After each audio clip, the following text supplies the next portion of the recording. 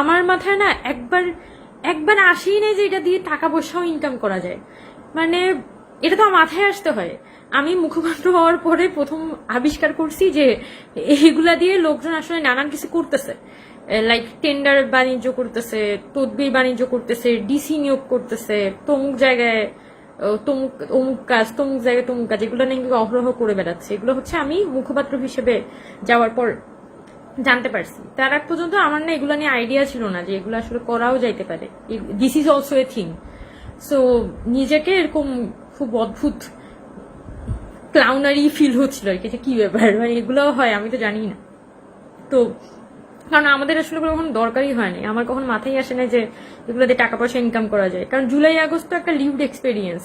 So why in the earth এটাকে আমি হচ্ছে একটা মানি মেকিং মেশিনে পরিণত করতে যাব। বাট আনফর্চুনেটলি সেটা হয়েছে, খুবই কমন, খুবই রেগুলার বেসিসেই হয়ে আসতেছে।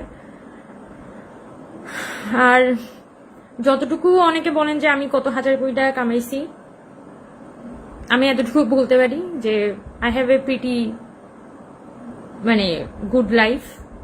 আমি যথেষ্ট কি বলা যায় ওয়েল অফ ফ্যামিলি থেকে বিলং করি।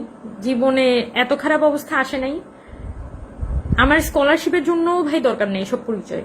যদি কেউ মনে করে থাকেন যে হ্যাঁ হ্যাঁ হ্যাঁ ও তো এখন গিয়ে বিদেশ যাবে, ভাই আমার আল্লাহ আমাকে সিজিপিও দিছে, ভালো কিচ্ছু লাগে না।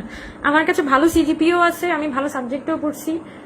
যদি আমি মনে করি যে আমার একটা ভালো স্কলারশিপ লাগবে, I can get it by myself. আমার ওই ক্যাপলিভার আছে, ওই ক্যাপাসিটি আছে, এবং ফর্চুনেটলি আমার ফ্যামিলিরও আমার প্রতি ওই সাপোর্টটা আছে। ঠিক আছে, আমার ফ্যামিলি আমাকে কোনো মানি মেকিং মেশিন হিসেবে ইউজ করে না। আমার ফ্যামিলি আমাকে একটা হিউম্যান বিইং হিসেবে দেখে এবং চায় আমি দেশের জন্য বেটার কিছু করি।